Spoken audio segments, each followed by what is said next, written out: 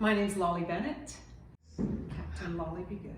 I really enjoyed the 2-day course. It was informal with kind of the structure that you don't really even realize is there.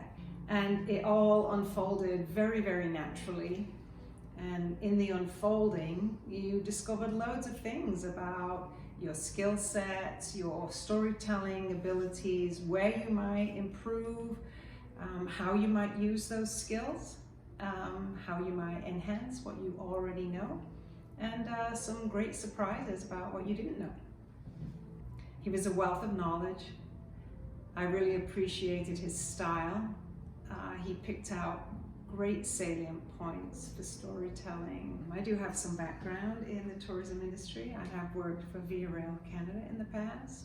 In today's fast-paced world where 40 and 50-hour week employment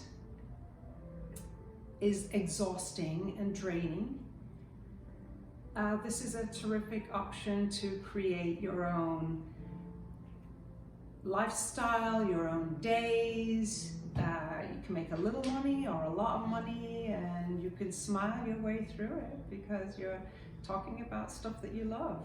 That's what I got out of the 2 days with Josh. I finally figured out, baby,